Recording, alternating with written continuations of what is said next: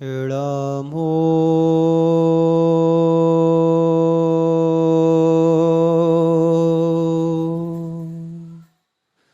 अरिहन्ताणं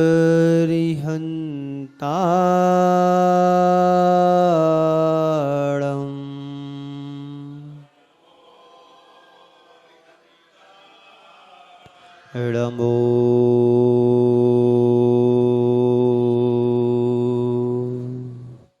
सिद्धाणं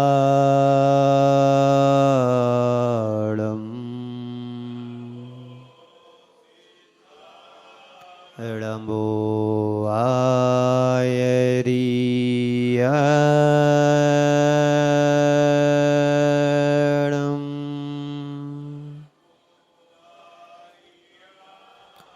नमो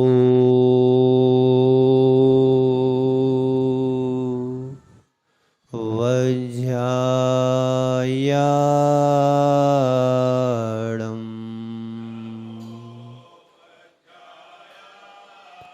नमो लोये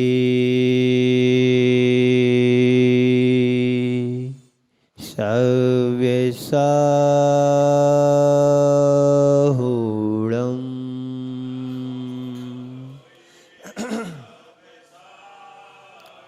एसो पंचेणमुयारो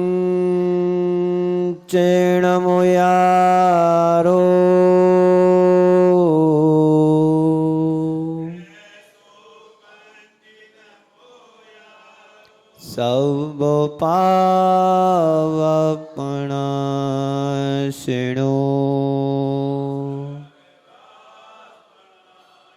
मंगलाणं चित्सव्येसिं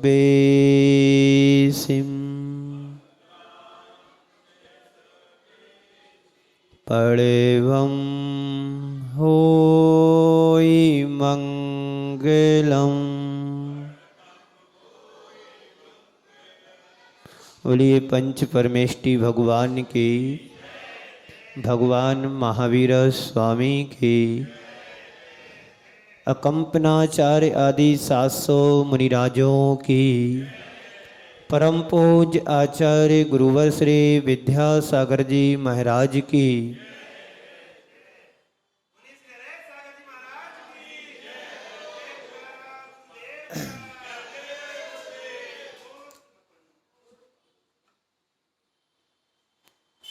भारत एक धर्म प्रधान देश है। उत्सव प्रियता यहाँ की संस्कृति रही है और इस भारत देश में समय समय पर अनेक पर्व और त्योहारों भी मनाते चले आ रहे हैं और वे हमारी सामाजिक, धार्मिक, सांस्कृतिक और राष्ट्रीय चेतना को जागृत करने की प्रेरणा भी देते हैं। ये पर्व हम सभी के लिए इन त्योहारों और पर्वों का बड़ा महत्वपूर्ण, इन त्योहारों और पर्वों से ऊर्जा प्राप्त होती है। इस अर्थ में हम सभी के लिए ये पर्व या त्योहार बड़ी प्रेरणा देते हैं और इन पर्वों और त्योहारों को मना करके हम अपने जीवन को धन्य भी करते हैं। आज के पावन प्रसंग में ये रक्षाबंधन पर्व एक सामाजिक पर्व ही नहीं है, इसे अनेक दृष्टियों से भी देखा जा सकता है। भारतवर्ष में, हमारे देश में कई तरह के पर्व हैं जिन्हें हम सामाजिक पर्व भी कहते हैं, जिन्हें हम धार्मिक पर्व भी कहते हैं, जिन्हें हम राष्ट्रीय पर्व भी कहते हैं और जिन्हें हम सांस्कृतिक और ऐतिहासिक पर्व भी कहते हैं। ये पर्व हमारे जीवन में हमारी चेतना को ऊर्जा प्रदान करते हैं। हम लोग हर पर्व त्योहार को अपनी अपनी भूमिका के अनुसार मनाते हैं। सामाजिक पर्व वह पर्व है जहां समाज में अपनी अपनी भूमिका के अनुसार समाज के व्यक्ति, समाज के लोग उन पर्वों को मनाते हैं। जैसे हम अपने देश में कुछ सामाजिक रीतियां भी होती हैं। यदि बुंदेलखंड में देखा जाए तो सामाजिक रूप में एक कजलिया का पर्व आता है। कजलिया का वह पर्व होता है जब कोई शोक संतप्त परिवार होता है, समाज के लोग उस परिवार में जाकर के रक्षाबंधन के दिन कजलियों को देकर के आदान प्रदान करते हैं और उनके दुख दर्द को दूर करने का भरसक प्रयास करते हैं। एक सामाजिक पर्व है। उसके बाद राष्ट्रीय पर्व, जैसे आप राष्ट्रीय पर्व के रूप में मनाते हैं। अभी 15 अगस्त पीछे गया है। आने वाले दिनों में 26 जनवरी गणतंत्र दिवस के, स्वतंत्रता दिवस के रूप में हम मनाते हैं। और यदि देखा जाए तो गांधी जयंती के रूप में हम उसको बड़े आदर और सम्मान से मनाते हैं। ये राष्ट्रीय पर्व हैं। इन पर्वों के माध्यम से लोग अपने राष्ट्र के प्रति प्रतिबद्धता प्रकट करते हैं। ये राष्ट्र मेरा है, देश मेरा है, इसके प्रति हमें प्राणपण से समर्पित होना चाहिए। इसको हम राष्ट्रीय पर्व के रूप में देखते हैं और मनाते भी हैं। एक ऐतिहासिक पर्व होता है। ऐतिहासिक पर्व वह पर्व कहलाता है जब हमारे इतिहास में कोई घटना घटती है, वह घटना एक पर्व के रूप में हमारे सामने आती है, वो ऐतिहासिक पर्व कहलाता है। ऐतिहासिक पर्व जब कोई विशेष पर्व या त्योहार आता है, उस घटना को हम याद करके या उसको सामने रख करके हम उस पर्व को मना लेते हैं। उसके बाद आता है धार्मिक पर्व। धार्मिक पर्व वह पर्व है जो उत्सव के रूप में हम मनाते हैं। आने वाले दिनों में 10 लक्षण पर्व आता है। 10 लक्षण पर्व में हम सभी लोग उत्साह से भर करके उन दिनों में जो धर्म ध्यान करते हैं, उन दिनों में जो आराधना पूजन पाठ करते हैं, उन दिनों में त्याग और तपस्या का कार्य करते हैं, वो हमारे जीवन को ऊंचाइयों को तक पहुंचाने में समर्थ होता है। ऐसा धार्मिक पर्व है।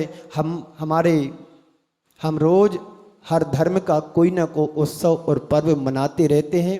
जैन धर्म में 24 तीर्थंकरों के बारे में भी, उनके जन्म, कल्याणक आदि बारे में भी हम लोग समय समय पर उनकी तिथियों पर धर्म को मनाते रहते हैं। और आगे इसके बाद आता है सांस्कृतिक पर्व।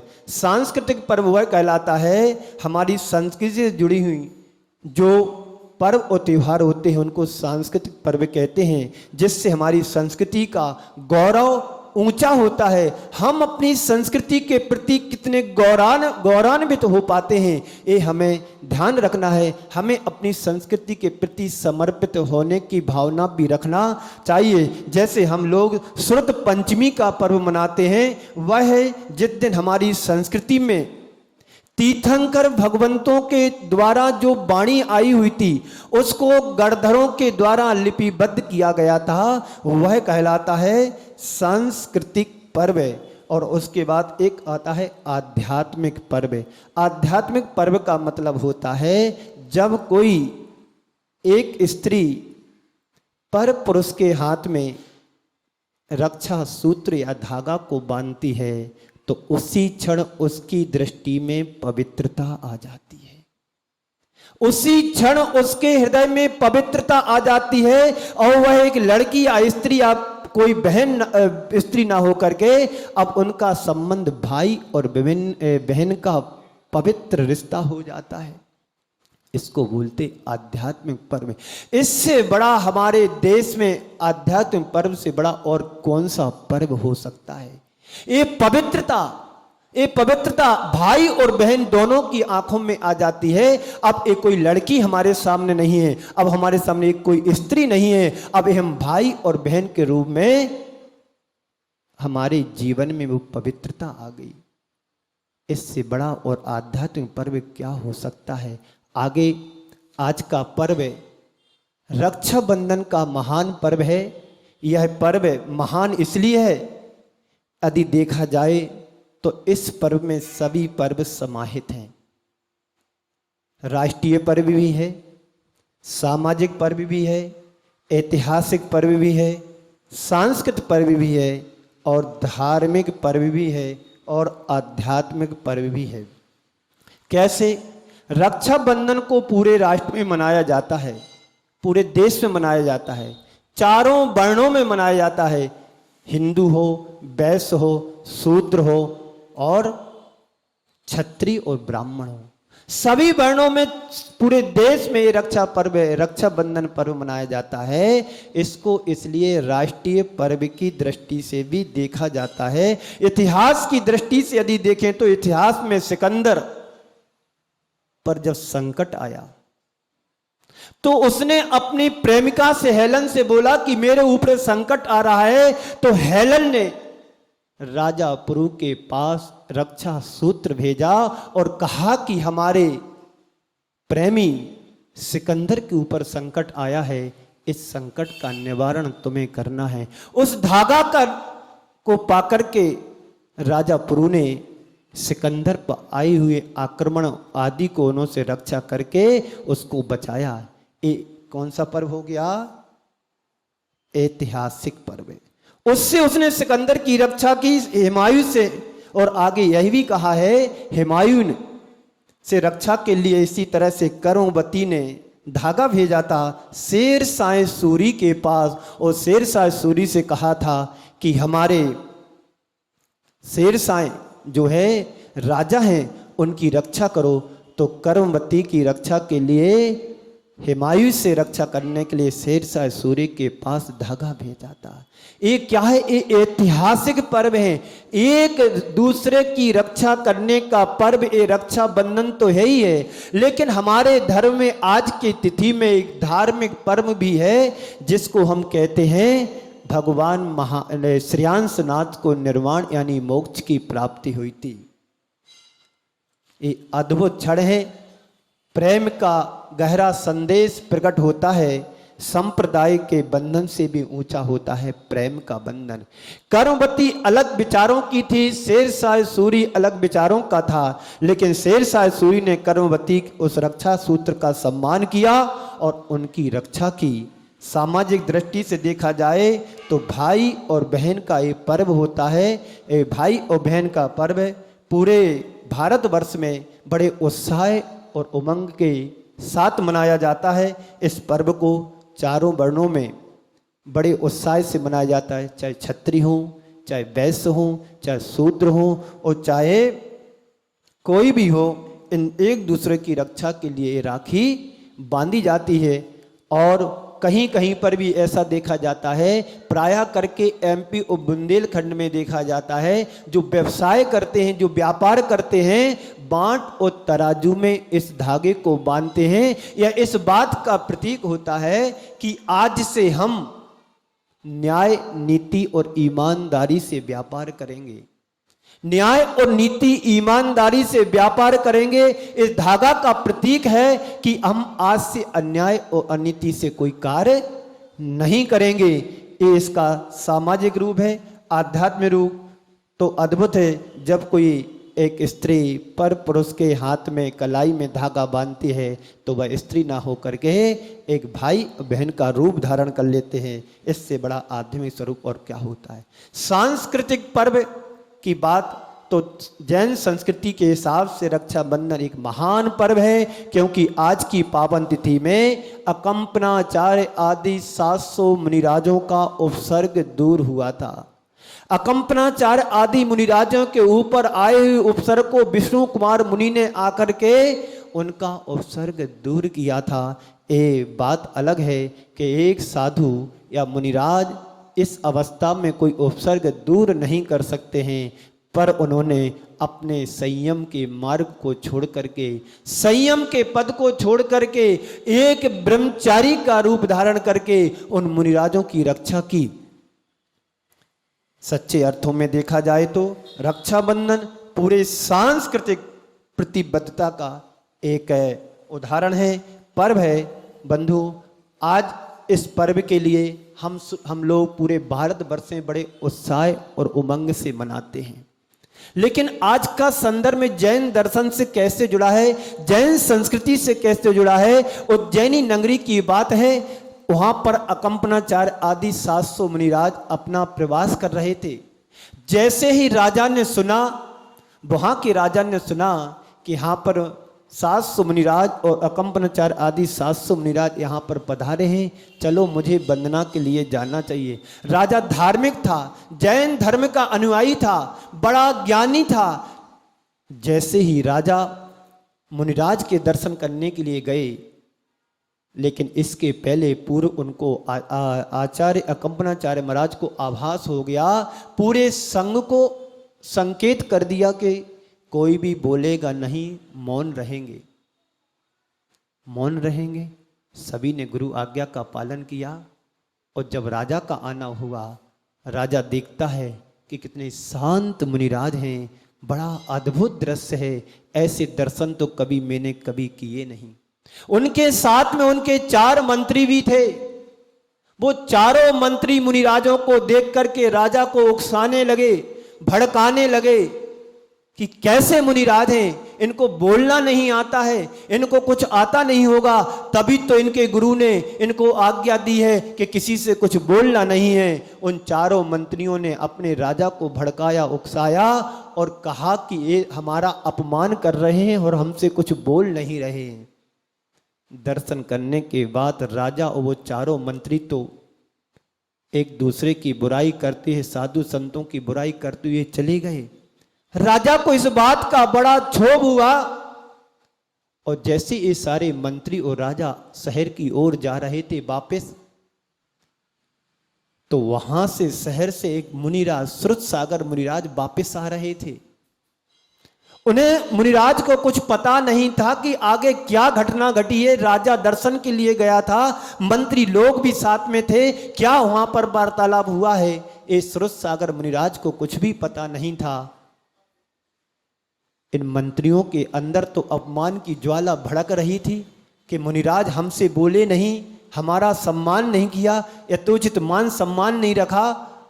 ये प्रतिशोध की ज्वाला इनके अंदर भड़क रही थी। श्रुतसागर मुनिराज से इन्होंने वाद प्रतिवाद वहीं रास्ते में कर दिया।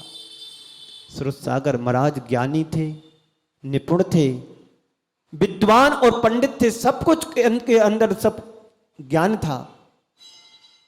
जैसे इन मंत्रियों ने उन मुनिराज से वाद प्रतिवाद सवाल किए, उन्होंने एक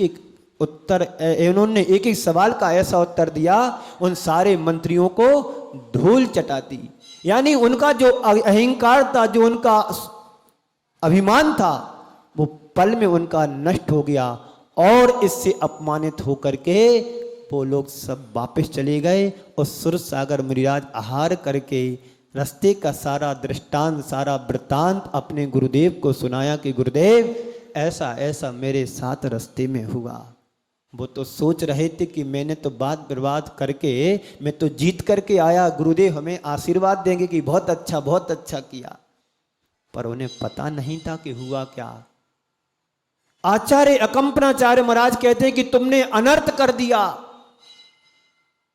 अनर्थ कर दिया गुरुदेव, क्या हुआ, अब बच जाओ, यदि अनर्थ हुआ है, संकट आने वाला है, तो इसका गुरुदेव मेरे लिए कुछ प्रायश्चित, मेरे से गलती हुई, अपराध हुआ, बस प्रायश्चित यही है, जिस स्थान पर तुम्हारे साथ वाद विवाद हुआ था उसी स्थान पर जाकर के आप तपस्या करो, खड़गासन में कायस्वर मुद्रा में खड़े होकर के वहीं पर साधना करो, यही तुम्हारा प्रायश्चित है। मुनिराज गुरु आज्ञा लेकर के वापस उस स्थान पर चले जाते हैं। उस स्थान पर जाकर के कायस्वर में खड़े हो जाते हैं। रात्रि का समय था। इन चारों के अंदर एक भावना तो धड़क रही थी कि हमें इनसे कैसे बदला लें, क्योंकि हम इनसे अपमानित हुए हैं। चारों के मन में विचार आया कि चलो उस संघ के पास चलते हैं जिन्होंने हमारा अपमान किया था, और रात्रि के समय निकल आते हैं।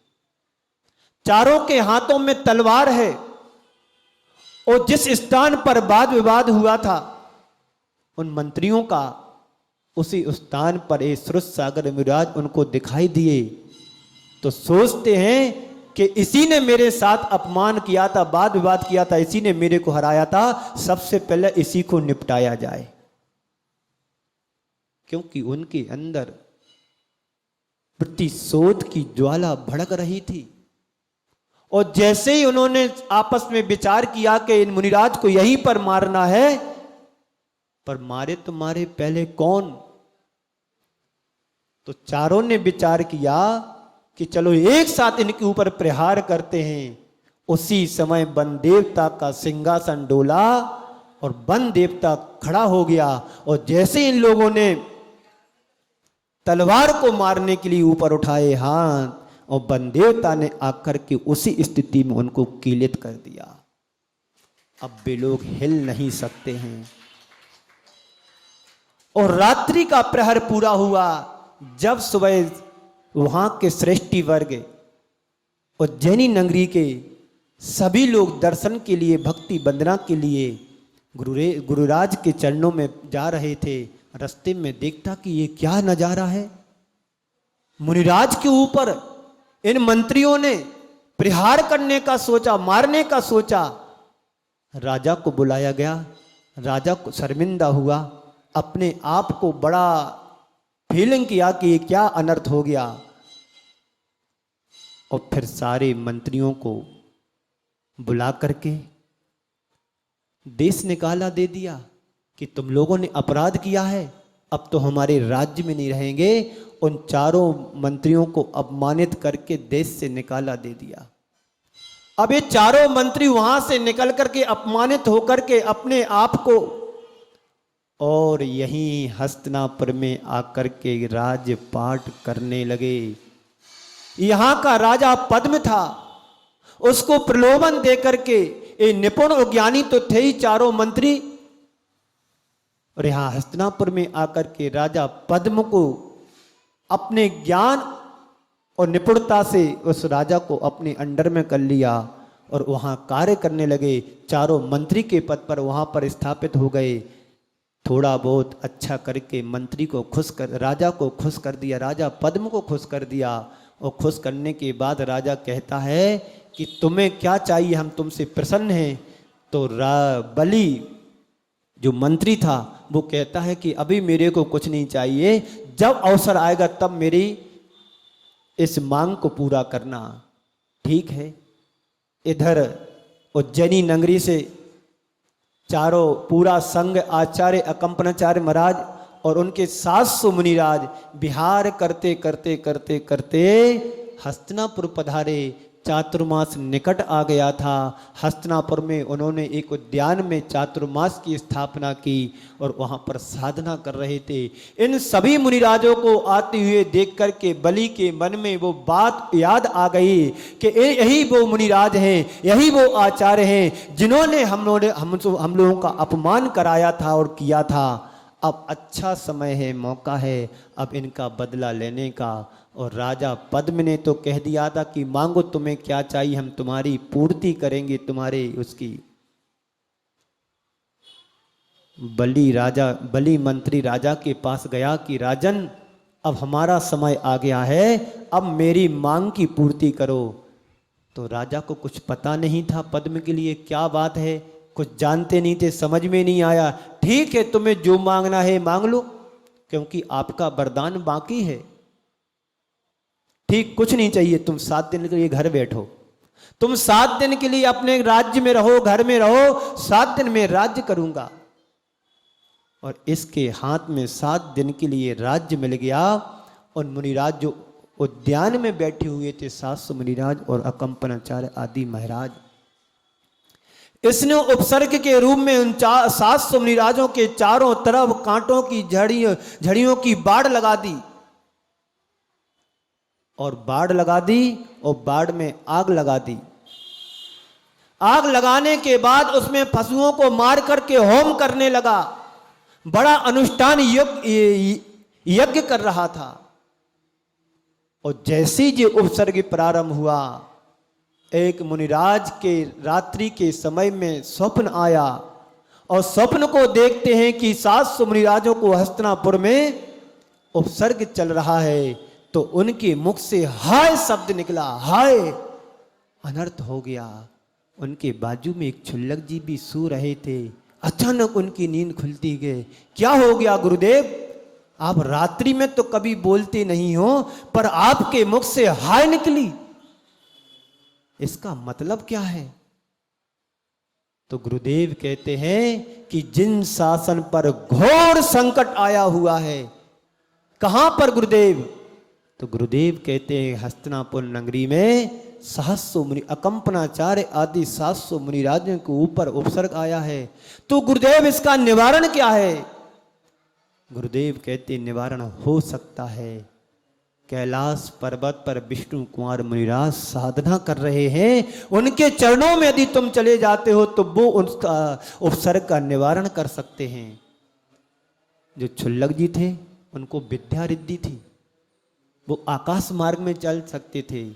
उसी समय रात्रि के समय में वो क्षुल्लक जी विद्या मार्ग से, विद्या के बल पर आकाश मार्ग से पल में कैलाश पर्वत पहुंच जाते हैं। वहां पर विष्णु कुमार ध्यानस्थ थे, खड़गासन में थे। और इन क्षुल्लक जी ने जाकर के गुरुदेव के चरणों को पकड़ लिया, कहा कि गुरुदेव जागो, उठो, अब तुम्हारा ध्यान का समय नहीं है, जो दुर्ध्यान हो रहा है उसको दूर करने का समय है।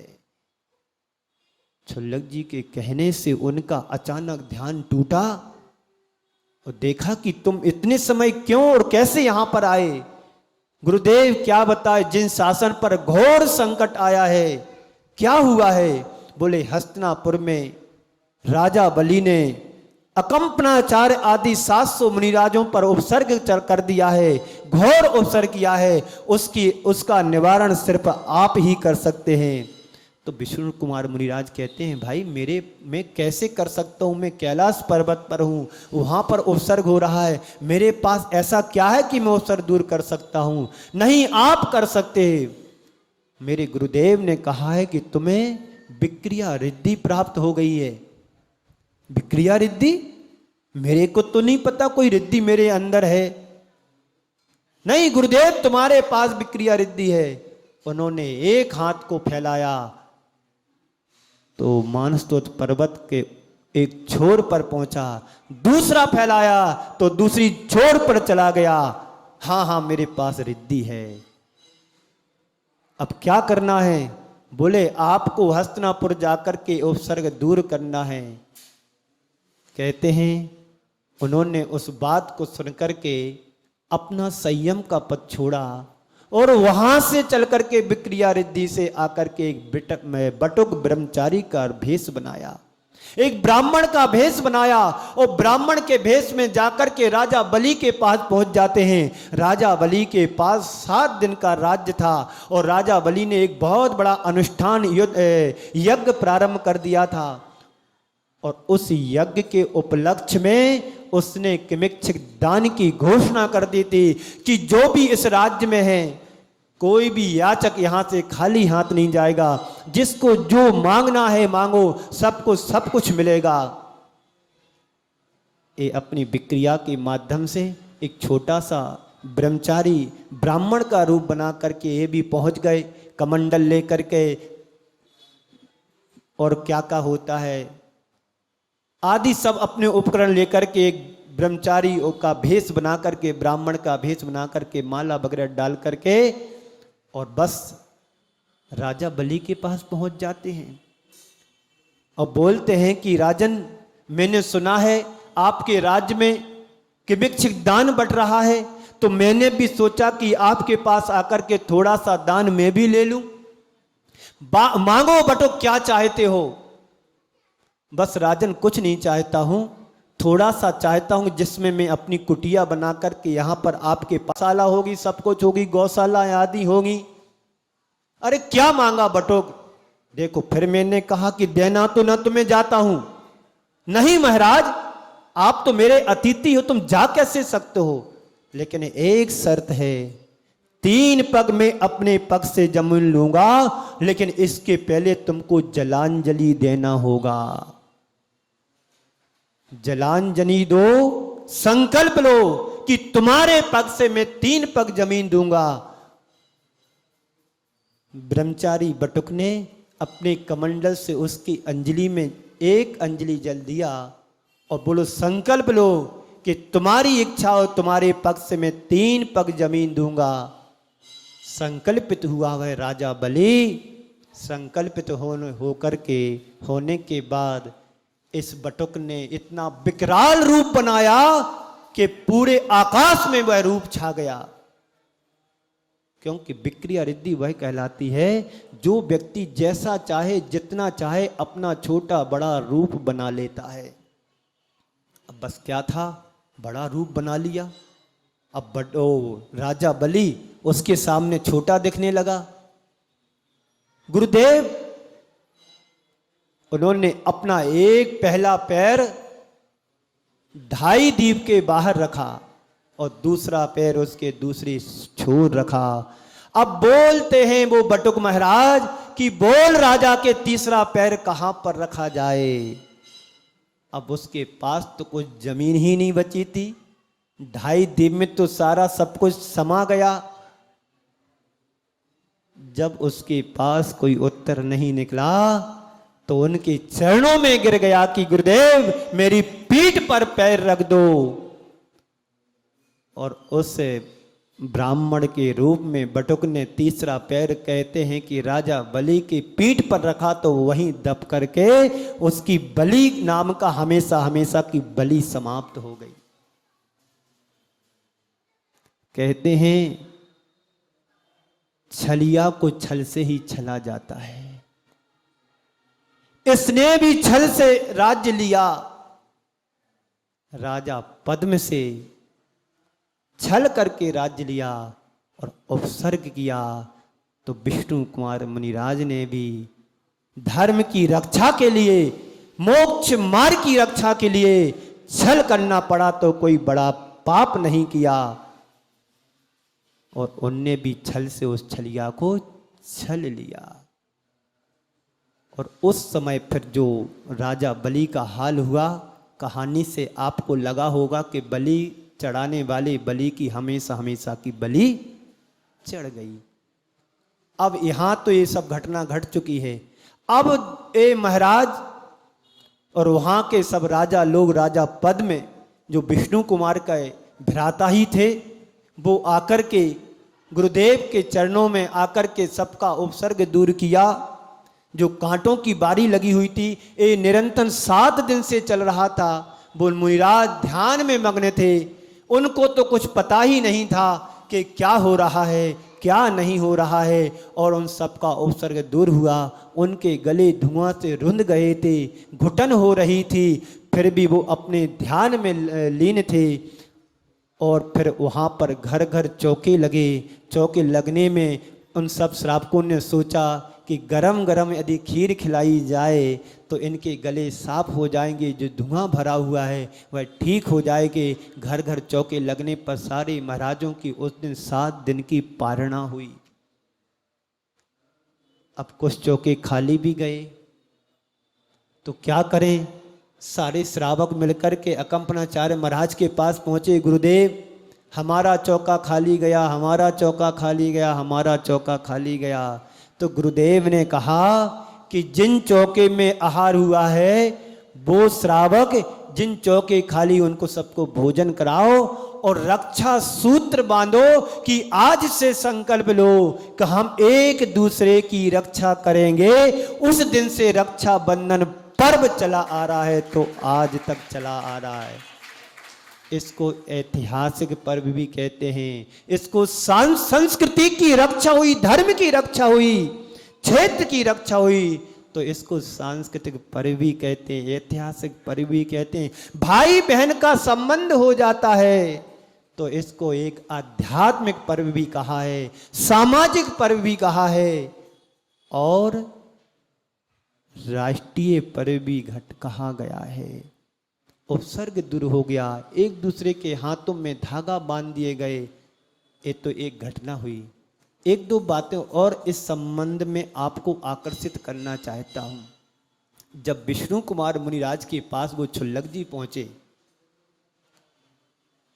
कह देते मुनिराज ठीक है उपसर्ग आया है, अपने समय से दूर भी होगा और नहीं भी होता, नहीं भी होगा, तो भाई मुनिराज गीली मिट्टी के मुनिराज नहीं थे कि वो कुछ परेशान होते।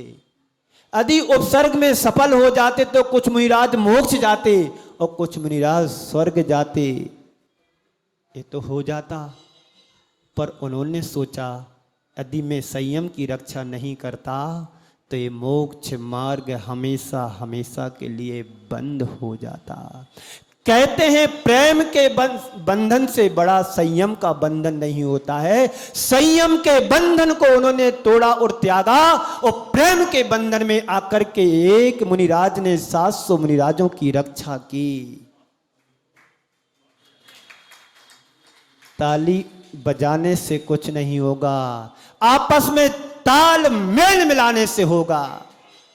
आज हमारी समाज में आए दिन कुछ ना कुछ घटनाएं घटती रहती हैं और हमारी समाज मौन बैठी रहती है। यदि विष्णु कुमार मुनिराज यदि ब्राह्मण का भेष नहीं रखते तो 700 मुनिराज समाधि करके मोक्ष भी जा सकते और स्वर्ग भी जा सकते थे, लेकिन मोक्ष मार्ग हमेशा हमेशा को समाप्त हो जाता। बलि जैसे राजा और मंत्रियों का और प्रभाव बढ़ता। आज जो मुनिराज विचरण कर रहे हैं पूरे देश में, चार्य चक्रवर्ती शांति सागर महाराज की देन है। उन्होंने प्रभाव ना करके उन्होंने आगे बढ़ के मुगल सम्राटों के जमाने में, अंग्रेजों के जमाने में, मुसलमानों के जमाने में अपनी परवाह ना करते हुए धर्म की रक्षा के लिए आगे बढ़े। और इस दिल्ली में भी आचार्य शांति सागर महाराज आए हुए थे 1930 या 23-26 के लगभग दरमियान में। ये वो हालत थी, यहां पर नग्न अवस्था में साधु विचरण नहीं कर सकते थे।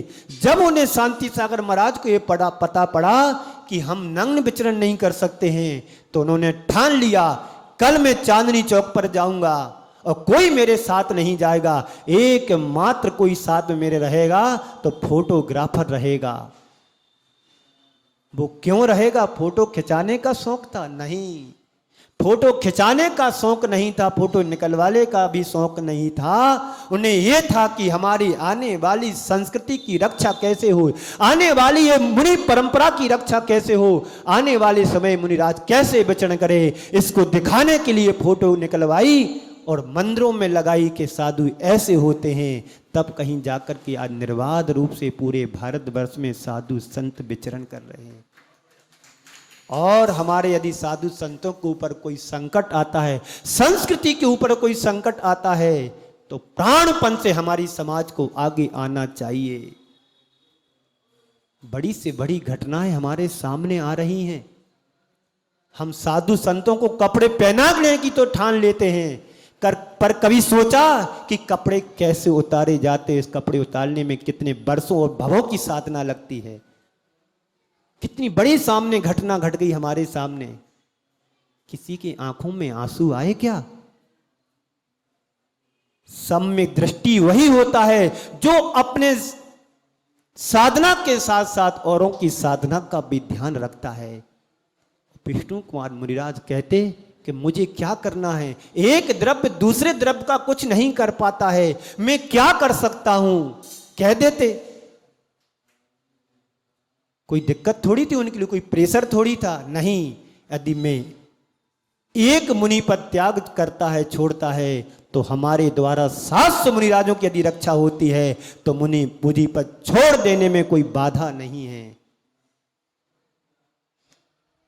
ऐसा हमारे इतिहास बताते हैं। इतिहास बताते हैं, इसको दृष्टि में रखो। जब भी कोई साधु संतों के ऊपर यदि उपसर्ग आते हैं तो हमें प्राणपण से आगे आना चाहिए। आज के संदर्भ में 4 बातों को ध्यान रखना है, 4 के प्रति हमें समर्पित होना है। 4 की रक्षा करोगे तो हमारे देश की रक्षा हो पाएगी।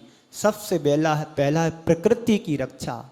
प्रकृति की रक्षा वो रक्षा कहलाती है, उसमें पशु प्राणी पक्षी सब आ जाते हैं, उसमें पेड़ पौधे भी आ जाते हैं। पेड़ पौधों की रक्षा होगी तो मानवता की रक्षा हो पाएगी। पेड़ पौधों के द्वारा ही हमारा जो संतुलन बना हुआ है प्रकृति का, वो उसी के द्वारा बना हुआ है। जहाँ जहाँ पर वृक्ष नहीं होते हैं, पेड़ पौधे का निकाल दी गए हैं, वहाँ पर बारिश अपेक्षाकृत बहुत कम होती है। आप दिल्ली में देखते हो, आजू बाजू में बाढ़ आ रही है, पर्वत गिर रहे हैं, बिल्डिंगें गिर रही हैं बारिश के कारण, और यहाँ पर बारिश की कुछ बौछार भी नहीं है। इसलिए प्रकृति की रक्षा करो। दूसरी है संस्कृति की रक्षा। यदि संस्कृति रहेगी तो हमारा जीवन रहेगा। संस्कृति का मतलब होता है हमारे क्षेत्रों की रक्षा, हमारे गुरुओं की रक्षा, हमारी जिनवाणी की रक्षा। इस संस्कृति की रक्षा होगी तो हम जिंदा रह पाएंगे, और जब संस्कृति ही नहीं रहेगी तो हमारा क्या अस्तित्व रहेगा। कहते हैं एक विदेशी यात्री जब भारत आया और भारत से पूरी जहाज भर करके ग्रंथ ले जाने लगा, भारत से जब जहाज भर के ग्रंथ ले जा रहा था तो रास्ते में जब नदी पार कर रहा था तो कहते हैं कि नदी इस नाव का संतुलन बिगड़ने लगा। उस विदेशी यात्री ने कहा कि इनमें से शास्त्रों ग्रंथों को अलग कर दो, नदी में फेंक दो तो नदी का संतुलन ठीक हो जाएगा। उसमें कुछ युवा लोग बैठे हुए थे भारतीय, उन्होंने कहा कि मैं ग्रंथों को नहीं फेंकने दूंगा, हम लोग ही कूद जाते हैं, तुम्हारी नाव का संतुलित हो जाएगा। ये कहलाती है भारतीय संस्कृति के प्रति हमारा त्याग और समर्पण। उन्होंने ग्रंथों को नहीं फेंकने दिया, खुद कूद गए, अपनी मौत को बुला लिया, अपने आप का उत्सर्ग कर दिया, पर ग्रंथों को नहीं फेंकने दिया। और कोई सारे के सारे ग्रंथ वह भारत से विदेश ले गया। ऐसा त्याग और समर्पण क्या आज मेरा है? कुछ भी नहीं है। बस उत्साह से त्योहार मना लेते हैं कि रक्षाबंधन है, एक दूसरे की कलाई में धागा और राखी बांधी, तुम्हारा पर्व हो गया। ये पर्व तो तुम वर्षों से मनाते चले आ रहे, लेकिन हमने संस्कृति के लिए क्या किया, हमने प्रकृति के लिए क्या किया? आज के दिन यदि हम एक वृक्ष लगाते, एक पौधा लगाते हैं तो हम सबसे बड़ा योगदान देते हैं। स्वजनों की रक्षा यानी अपनी परिवारजनों की रक्षा हो, समाज की रक्षा हो। जब कोई समाज के ऊपर, परिवार के ऊपर संकट आता है, विपत्ति आती है, तो हर व्यक्ति को आगे आकर के अपने आप को समर्पित करने की जरूरत है। स्वजनों के बाद स्वयं की रक्षा। जब तीनों की रक्षा कर पाओगे तो हम अपने आप की रक्षा भी कर पाएंगे। जब तीनों की रक्षा नहीं हो पाएगी तो हमारी स्वयं की रक्षा कहाँ से होगी? तो आज के पावन तिथि में 4 चीजों की रक्षा करना है। प्रकृति की रक्षा करो, संस्कृति की रक्षा करो, स्वजनों की रक्षा करो और स्वयं की रक्षा करो। जो धर्म की रक्षा कर पाता है वही धर्मात्मा की रक्षा कर पाएगा। जो धर्मात्मा की रक्षा नहीं कर पाएगा वो धर्म की भी रक्षा नहीं कर पाएगा। आज के संदर्भ में हमें यही प्रेरणा लेकर के जाना है, यही संदेश लेना है। जब भी हमारी संस्कृति पर उपसर्ग आए, परिवार समाज के ऊपर उपसर्ग आए, प्रकृति पर उपसर्ग आए, तो हम सबको आगे आने की जरूरत है। तो समझना कि रक्षा बंधन पर्व बड़ा अच्छा पर्व है। और अंतिम प्रसंग है आज की पावन तिथि में, तीर्थराज सम्मेद शिखर जी पर तीर्थंकर भगवान श्री श्रेयांसनाथ भगवान ने अपने अनंत कर्मों का छोड़ करके, त्याग करके, क्षय करके अनंत अनंत काल के लिए मुक्ति के अधिकारी बन गए, निर्वाण को प्राप्त हो गए, मोक्ष को प्राप्त हो गए।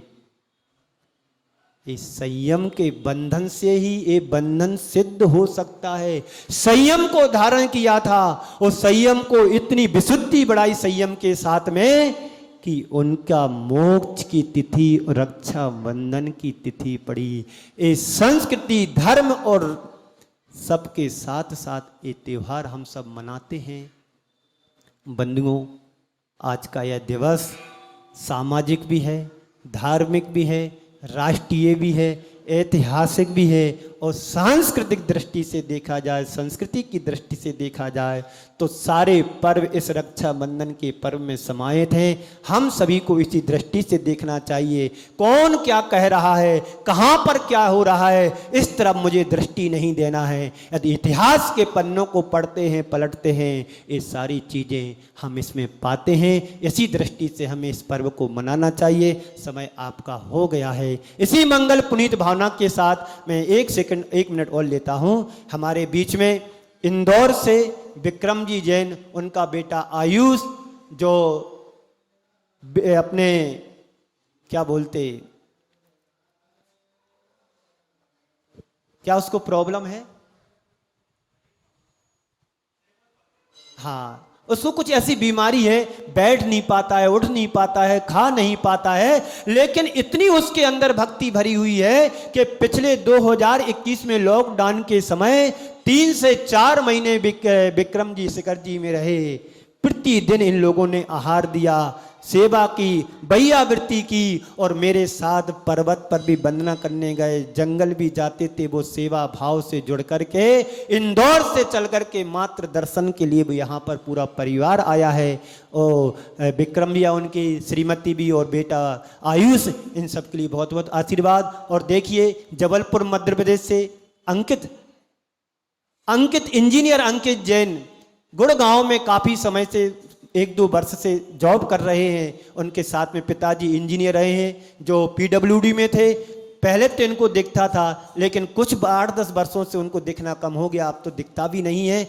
ऐसे अंकुर जैन जो गुरु भक्त हैं, मुनि भक्त हैं, उनको लगा कि गुरुदेव के हमें दर्शन करना है और अपने द्रव्य का चौका लगाना है। कल शाम कोई भी यहाँ पर पहुँचे और आज उनकी तरफ से आहार दान देने का अवसर मिला है। इन दोनों परिवार के लिए जोरदार तरीके से आप लोग तालियों का सम्मान दें। और हमारे बीच में गुणायतन शिरोमणि संरक्षक भूपेंद्र जी बरेली से उत्तर प्रदेश से आए हुए हैं। वो भी कल शाम को आ गए थे और आज वो प्रवचन सुनने के लिए यहाँ सब बैठे हुए हैं। इन तीनों परिवारों के लिए आशीर्वाद। और साथ में दिगंबर जैन समाज यहाँ की जो कृष्णानगर की है, धर्म लाभ तो ले रही है, निरंतर 2 महीने से लाभ ले रही है। इन सभी के लिए बहुत बहुत आशीर्वाद। सभी का मंगल हो, सभी का कल्याण हो। इन पंक्तियों के साथ में यहाँ पर विराम दे रहा हूँ। बहुत अच्छी पंक्तियाँ हैं, किसी की भी पंक्तियाँ हों पर प्रासंगिक हैं कि दया कर दान विद्या का हमें परमात्मा देना। बोलिए, दया कर दान विद्या का हमें परमात्मा देना।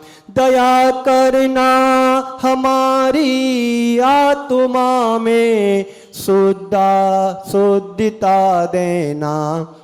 हमारे ध्यान में आओ, प्रभु आँखों में बस जाओ। अब भगवान के चरणों में जाते हैं, रोज जाते हैं, सुबह जाते, शाम को जाते, जब समय मिलता तब जाते हो।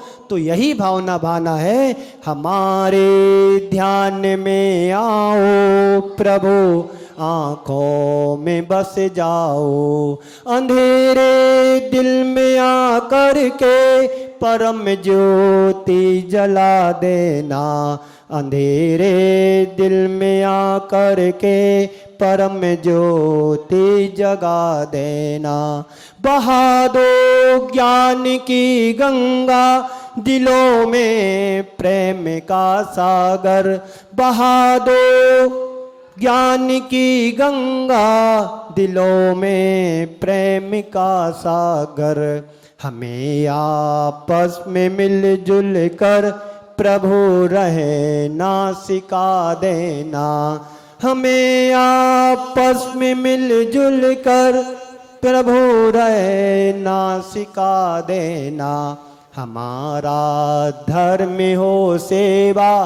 बोलिए, हमारा धर्म हो सेवा, हमारा कर्म हो सेवा, हमारा धर्म हो सेवा, हमारा कर्म हो सेवा। दया कर दान विद्या का हमें परमात्मा देना। बोलिए परम पूज्य आचार्य गुरुवर श्री विद्यासागर जी महामुनिराज की, अकंपनाचार्य आदि 700 मुनिराज की, विष्णु कुमार मुनिराज की, रक्षाबंधन महापर्व की।